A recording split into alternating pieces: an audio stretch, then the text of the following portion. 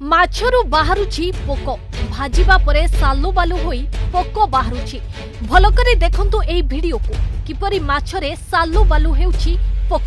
ପୁଣି ଥରେ ଏହି ଭିଡିଓକୁ ଦେଖନ୍ତୁ ମହିଳା ଜଣକ ପୋକକୁ ବାହାର କରି ଦେଖାଉଛନ୍ତି। ଏଭଳି ଦୃଶ୍ୟ ସମ୍ବଲପୁର ଅଇଁଠାପାଲି ସ୍ଥିତ ପିଏଚଡି ପଡିଆ ମାଛ ମାର୍କେଟରେ ଦେଖିବାକୁ ମିଳିଛି।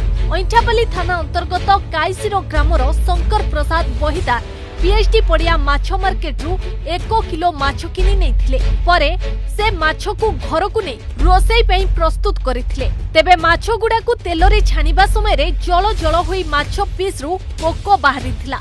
तेबे एभली दृश्य देखि शंकर को परिवार लोके चकित होई पड़िथिले। परे माछगुडीकु नै जिला खाद्य सुरक्षा अधिकारी पाखरे पहुंची अभियोग करिथिले। तेबे माछ मार्केट रे विभागीय अधिकारी पहुंची अन्य माछगुडीकु मध्य जांच करिथिले। तेबे युवक जनक नैथिबा माछको खाद्य सुरक्षा अधिकारी जबत करी भुवनेश्वर को परीक्षण पाई पठा जायथिबा जणा पड़िछि। Video report the अर्गस.in।